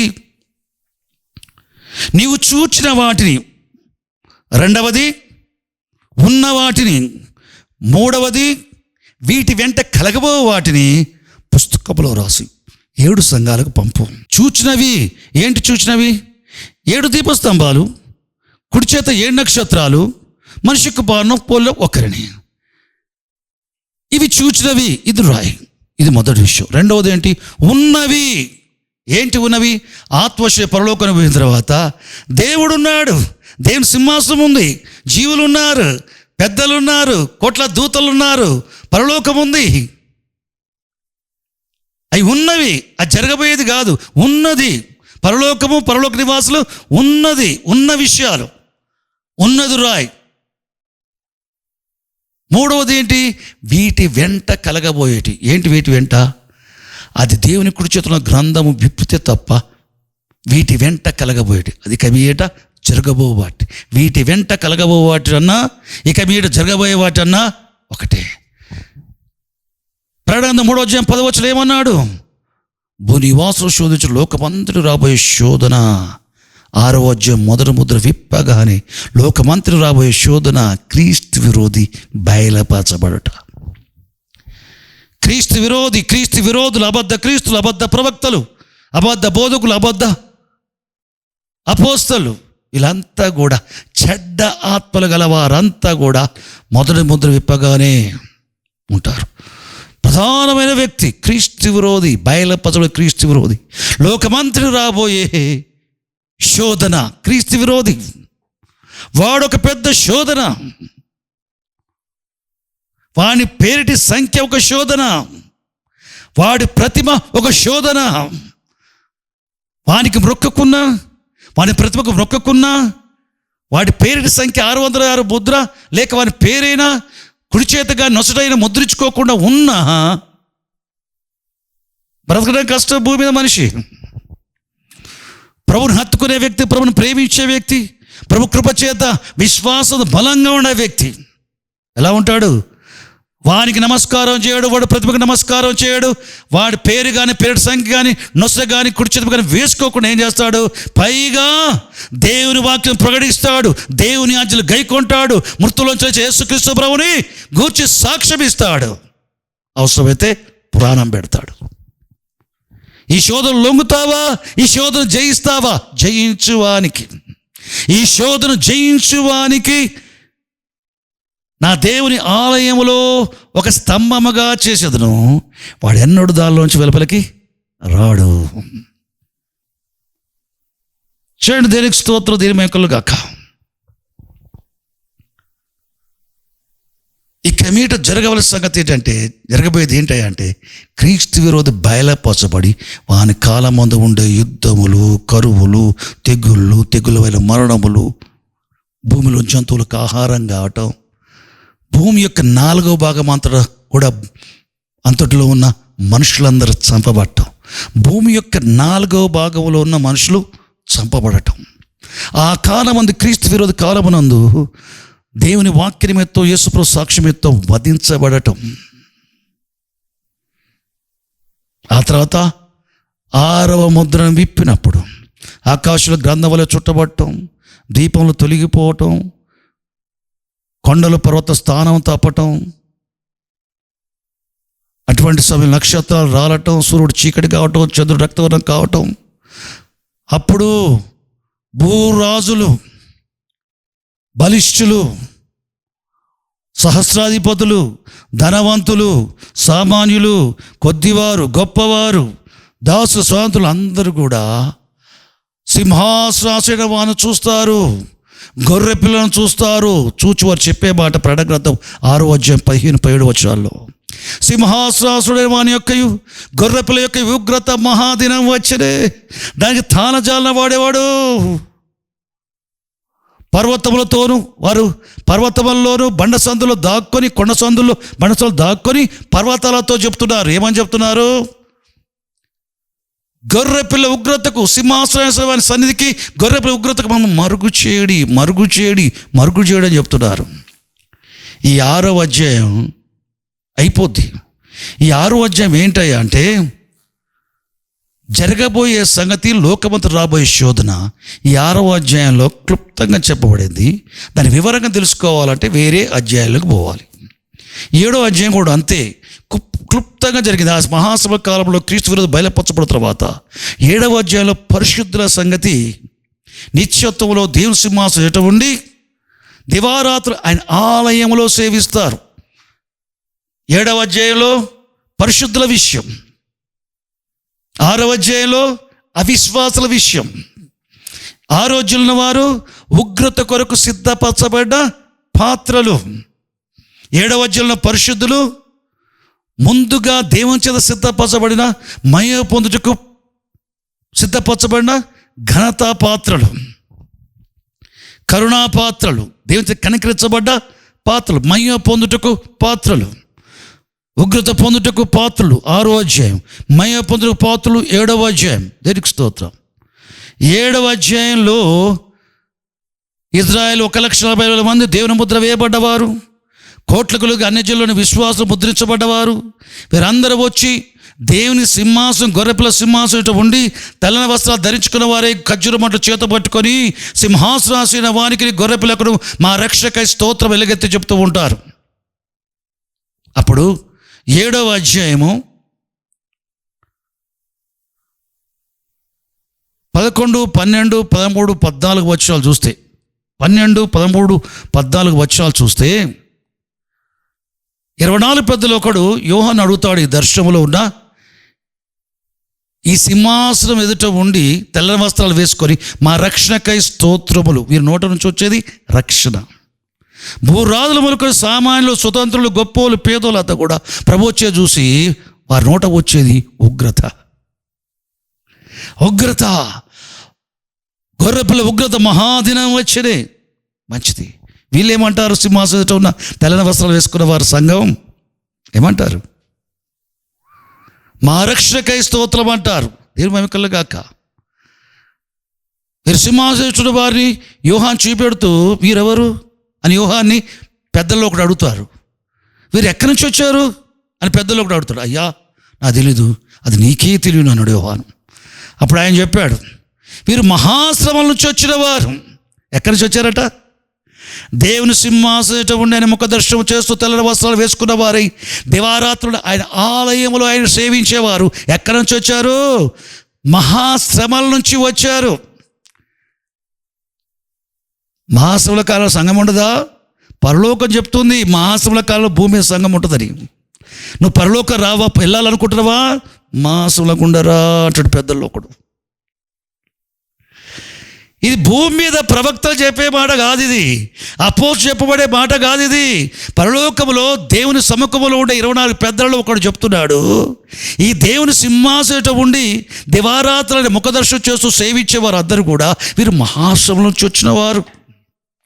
గొర్రెపిల్ల రక్తములతో వస్త్రాలు ఉతుక్కొని ఆయన ఆలయమందు ఆయన సింహాసనం ఉండి దివారాత్రంలో ఆయన సేవించుచున్నారు. ఇది నిత్యత్వం. సంఘం ఎత్తపట్టం కాదు. కొత్త భూమి, కొత్త ఆకాశం, కొత్త యెరూషలేము పట్టణం కొత్త భూమి మీదకి వస్తుంది. 21వ అధ్యాయం ప్రకటన గ్రంథంలో ఆ కొత్త భూమికి దిగివచ్చిన ఆ నూతన యెరూషలేము పట్టణం ఏంటట? దేవుని నివాసస్థలమట. ఆ యెరూషలేము పట్టణం ఎట్లా ఉంటుందట? దాని పునాదులు, దాని గుమ్మములు, దాని ప్రాకారం, దానికి ఉపయోగించబడ్డ విషయాలు, దాని కొలతలు, దాని మధ్యలో దేవుని సింహాసనం, ఆ సింహాసనం నుండి జీవజలం నది, రాజవీధి, ఆ జీవజలం ఒడ్డున జీవవృక్షము, ఆయన సింహాసనం నూతన యెరూషలేము పట్ల ఉన్న సింహాసనం ఎదుట ప్రకటన గ్రంథం 22వ అధ్యాయం 4వ వచనం ఏముంది? ఆయన దాసులు ఆయన సింహాసనం ఎదుట ఉండి ఆయన ముఖదర్శనం చేయొచ్చు రాత్రి పగలు ఆయన సేవించుచున్నారు. ఇది చెప్పక మనపు 21 అధ్యాయం 21, 22 వచనాలు ఏముంది? ఆ పట్టణములో ప్రకాశించుటకు సూర్యుడైన చంద్రుడైన అక్కరలేదు, దేవుని మహిమే ప్రకాశించుచున్నది, గొర్రెపిల్లయే దానికి దీపం. సూర్యుడు అవసరం లేదు, చంద్రుడు అవసరం లేదు అన్నాడు. 21 వచనంలో ఏమన్నాడు? 21 అధ్యాయము, ఆ పట్టణములో దేవాలయం, ఏ ఆలయము లేదు, సర్వాధికారి దేవుడు ప్రభువును గొర్రెపిల్లయే దానికి ఆలయమై ఉన్నారు. ఆలయములో ఉండి ఆయన సింహాసనం ఉండి నొసట ఆయన నామం లిఖించబడ్డవారై ఆయన ముఖదర్శనం చేసుకుంటూ రాత్రి పగలు ఆయన సేవించేవారు. 22వ అధ్యాయం 4వ వచనంలో ఉన్న మాట 7వ అధ్యాయం 12, 13, 14 రాయబడ్డది. అది ఏంటది? క్లుప్తంగా చెప్పబడ్డ విషయాలు. ఇది వివరంగా తెలుసుకోవాలంటే వేరే అధ్యాయాలకు పోవాలా. అది నిత్యత్వం గురించి 7వ అధ్యాయంలో చెప్పుకొచ్చాడు. సంఘం ఎత్తబట్టం కాదు, అది 10వ వచనం సంఘం ఎత్తబట్టం కాదు. దేనికి స్తోత్రం. ప్రకటన గ్రంథం అర్థం చేసుకుని ఒక విధానం చెప్పి వదిలిపెడతాను. ప్రకటన గ్రంథం 14వ అధ్యాయం 8వ వచనంలో వేరొక దూత, అనగా 2వ దూత బిగ్గరగా ఎలుగెత్తి మాట్లాడతాడు. ఏమని? తన వ్యభిచార మద్యముతో భూలోకము చెరిపిన ఆ మహావేశ్యనబడే మహాబబులోను కూలిపోయినట్టు ఒకటే వచనం. 14వ అధ్యాయం 8వ వచనం. ఈ మహాబబులోను కూలిపోయాను ఒక్క మాటలో చెప్పబడ్డ విషయం నీకు వివరంగా తెలబడాలంటే కేవలం బబులోను కూలిపోవడం గురించి ప్రకటన గ్రంథం 17వ అధ్యాయం 18వ అధ్యాయం 2 అధ్యాయాలు రాయబడ్డాయి. ఎట్లా కూలిపోతాయో ఇక్కడ ఒక సంఘటన చెప్తాడు షార్ట్లో. ఎక్కువ విషయాలు తెలుసుకోవటానికి వేరే పోర్షన్కి పోవాలా. అట్లనే ప్రకటన గ్రంథం మొత్తం కలిపి ఒక షార్ట్ పీరియడ్, క్రీస్తు విరోధి బయలుపరచబడిన తర్వాత క్రీస్తు వచ్చేంత వరకు, నిశ్చేత వరకు షార్ట్లో అన్బిలీవర్స్ గురించి, అవిశ్వాల గురించి 6వ అధ్యాయం చెప్పాడు. ఆ క్రీస్తు విరోధి బయలుపరచబడిన కాలంలో పరిశుద్ధుల ఆరంభం నుంచి నిత్యత్వం వరకు 7వ అధ్యాయం చెప్పాడు. ఈ క్రీస్తు విరోధి బయలుపరచబడిన తర్వాత క్రీస్తు వచ్చేంత వరకు ఈ మధ్యకాలంలో ఇంకా జరిగే అనేక విషయాలు తెలుసుకోవటానికి వేరు అధ్యాయాలకి వెళ్ళాల్సి ఉంటుంది. ప్రియులారా, దేనికి స్తోత్రం, దేని వైకులగాక. మహాసభల నుంచి వచ్చిన వారు, మీరు ఎక్కడి నుంచి వచ్చారు? వీరు మహాసభల నుంచి వచ్చిన వారు. గొర్రెపిల్ల రక్తులతో వస్త్రాలు ఉతుక్కుని తెలుపు చేసుకున్నారు కనుక ఆయన ఆలయంలో ఉండి దివారాత్రులు ఆయన సేవించున్నారు. ఇది నిత్యత్వం. ఎవరు వారు? ఎక్కడి నుంచి వచ్చారు? చివరి తరం, భూమి ఉండే 21st century సంఘం మహాసభల గుండా పోవాలి. లేదు బ్రదర్, సభలకు ముందే మేము వెళ్ళిపోతాం. ఎక్కడ పోయి ఉంటావు? మధ్యాకాశంలో ఉంటావు. లేదు, నువ్వు వెళ్తే పరలోకం పోవాలా, లేకపోతే పాతాళం పోవాలా. మధ్యాకాశంలో ఉండటానికి వీలు లేదు. బైబిల్ చెప్పటాలే, బైబిల్ చెప్పంది నువ్వు నమ్ముతున్నావు. ఏం తెలుసా? మనోనేత్రాలు మూయబడ్డ వారి యొక్క బోధలు అవి. మీ నేత్రాలు మూయబడ్డాయి, మీరు గుడ్డివారు. మీరు అది నమ్మటానికి మీకు బోధించిన వారు కూడా గుడ్డివారు. ప్రకటన గ్రంథ విషయమై గుడ్డివారు. శ్రమల కాలం మనపు, క్రీస్తు విరోధకు మనపు సంఘం సీక్రెట్గా వెళ్ళిపోద్ది. ప్రభు సీక్రెట్గా వస్తే వారు చెప్పేవారంతా గుడ్డి బోధకులు. వారి బోధలు విని నమ్మేవారు. ఆ విధంగా గుడ్డివారికి త్రోచు పెడుతున్నారు. 2 గుంటలో పడతారు, ఎవడు పైకి తెలియడు. జాగ్రత్త. బైబిల్ ఆ విధంగా చెప్తా ఉంది. యేసుక్రీస్తు ప్రభు 2వ రాకడంలో ఆయన మహిమ బయలుపరచబడిద్ది. అక్షయ నిరమైన వాడబారి స్వాస్థ్యం బయలుపరచబడిద్ది. దాని మునుపు క్రీస్తు విషయ శ్రమలు సంఘానికి ఉంటాయి. క్రీస్తు విషయ శ్రమలు ఉంటాయి. చాలామంది అంటారు, ఏమంటారు తెలుసా? మనము రక్షణ పొందుటకే దేవుడు ఏర్పరచుకున్న కానీ, నియమించిన కానీ ఉగ్రత పాలగొట్ట కాదు కదా అని చెప్తారు. మరి అవునని ఎవరన్నారు? నీకు శ్రమలు అనే మాటకు, ఉగ్రత అనే మాటకు భేదం నీకు తెలియదు. శ్రమలు వేరు, ఉగ్రత వేరు. ఉగ్రత అనేది భక్తిహీనుల విషయములు శ్రమలు, ఆ శ్రమలు కూడా క్రీస్తు విషయమైన శ్రమలు అనేది సంఘ విషయంలో. ఇదే యేసుప్రభువు చెప్పాడు, నా యందు మీకు సమాధానం కలిగినట్లు ఈ మాటలు చెప్తున్నాను, మీకు లోకంలో శ్రమ కలుగును. విశ్వాసులారా, నా యందు విశ్వాసం ఉంచిన సంఘమా, లోకంలో శ్రమ కలుగును, ఆయన్ను ధైర్యం తెచ్చుకోండి. మీ పక్షాన నేను లోకాన్ని జయించున్నాను, నా ద్వారా మీరు ఈ లోకాన్ని జయిస్తారు. నా ప్రేమ ద్వారా వీటన్నిటిలో అత్యధిక విజయం మీరు పొందుతారు. హల్లెలూయా. క్రీస్తు కూడా ఆయన మహిమ పొందక మునుపు శ్రమల పాలు చేయబడ్డాడు. శిరస్సు కూడా మహిమ పొందక మునుపు శ్రమల గుండా పోయాడు. శిరస్సును హత్తుకునే సంఘము కూడా మహిమ పొందాలంటే శ్రమల గుండా పోవాలి. దేవునికి స్తోత్రం. శ్రమలలో నువ్వు అయిపోతావు అని బైబిల్ చెప్పలా, శ్రమలలో నువ్వు ఓడిపోతావు అని బైబిల్ చెప్పలా, శ్రమలలో నేను ఆదుకోను అని దేవుడు చెప్పలా, శ్రమలలో నేను కాపాడను అని చెప్పలేదు. నేను నిన్ను కాపాడుతానన్నాడంతే. నిన్ను కాపాడుతానన్నాడు, అది నువ్వు నమ్మాలి. ఆయన కాపాడుతానన్నదాన్ని నువ్వు నమ్మాలి. రా, నీటిపై నడుస్తాట, రా నీ యొద్దకు వస్తా రా అన్నాడు. పేతురు అడిగేసి నడిచాడు. అలలు వచ్చాయి, అలల వైపు చూశాడు, మునిగాడు. ఆయన వైపు చూసినప్పుడు నడిచావు ఆయన దగ్గరికి పోవటానికి, అలల వైపు చూసినప్పుడు ఆయన దగ్గరికి పోవట్లే. ఎక్కడ పోతున్నావు? నీళ్ళలో మునిగిపోతున్నావు. శ్రమల కాలం కూడా అంతే. లోకల జరిగే వాటి చూస్తే అవి నీకు సంభవించును. వాటన్నిటిలో నువ్వు ప్రభు వైపు చూస్తే అవి నేను తాకవు, నువ్వు ప్రభు దగ్గరికి వెళ్ళిపోతావు. శ్రమల గుండా పోతావు, కానీ శ్రమలలో అయిపోవు, గతించిపోవు, ఓడిపోవు. శ్రమలను అధిగమిస్తావు, అత్యధిక విజయం పొందుతావు, ప్రభుతో మహిమలో సదాకాలం ఉంటావు. అట్టి కృప తండ్రి అయిన దేవుడు యేసు ప్రభు నామములో మనకందరికీ అనుగ్రహించునుగాక. ఆమేన్. తలలోంచి ప్రార్థన చేసుకుందాం. ప్రభువుని ప్రియలారా, కళ్ళు మూసుకోండి, మీ మనసు ప్రభుపై ఉంచండి. చెప్పబడినంత పరిశుద్ధ గ్రంథంలో వాక్యాలని ఆధారం చేసుకొని చెప్పబడింది. దేవుని వాక్యం బైబిల్కి వేరుగా ఏది చెప్పబడటం జరగలేదు ప్రియులారా. నేటి క్రైస్తవ సంఘములు బైబిల్లో లేని నమ్ముతున్నారు. ఇప్పటికీ లేని వాటి చెప్తే శ్రద్ధగా విని నమ్మేస్తున్నారు ప్రియులారా. బైబిల్లో ఉన్న వాటి వివరించి చెప్తే నమ్మటం లేదు. సాతాడు మనుషుల మోసములో, మనుషులు సాతాను యొక్క మోసములో ఉన్నారు ప్రియులారా.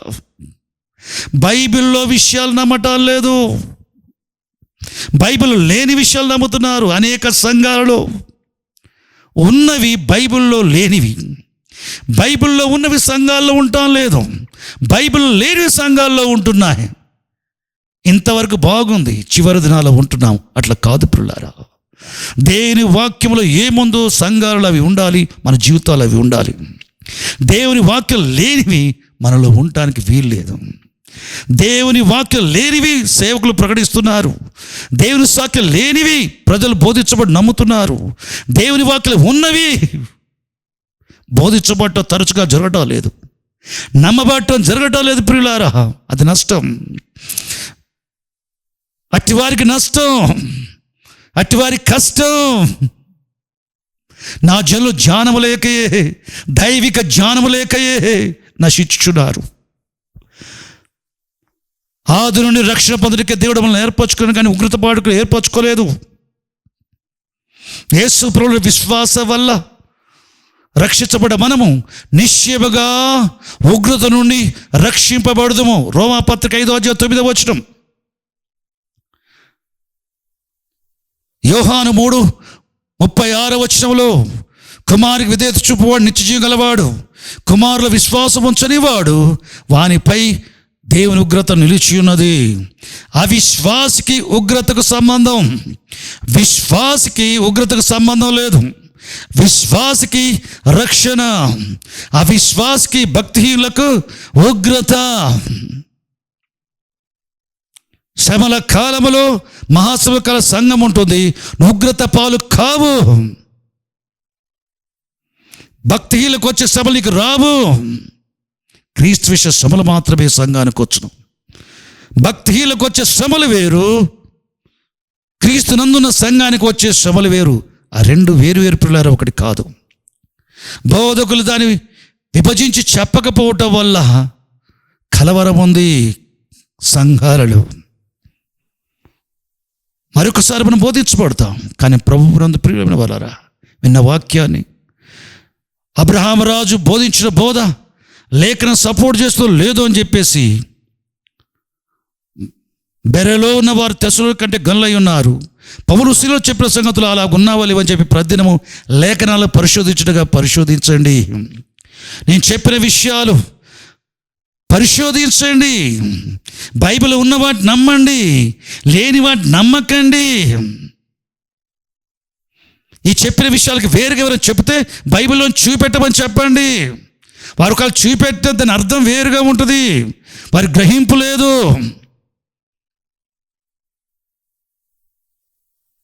ప్రార్థన చేసుకుందాం. మహిమాసప తండ్రి, ప్రేమాకరగ ప్రభువా, నీ కనికరపు దృష్టి మాపై నిలిపి నువ్వు బోధించినందుకై నీ కృతజ్ఞతలు చెల్లిస్తాను ఆయన. ప్రకటింపబడే వాక్యాన్ని మా జీవితాల్లో నిలువ చేసి నూరంతలుగా అది ఫలించుటకు సహాయం చేయండి. నీ ప్రోత్సాహకరమైన సందేశాలను బట్టి కృతజ్ఞతలు చెల్లిస్తాను ఆయన. నీ బిడ్డలు ఆసక్తి విన్నారు తండ్రి, విరిచున్న వారు ప్రభువానికి స్తోత్రం. గైకొని ధన్యులవుటకు సహాయం చేయి.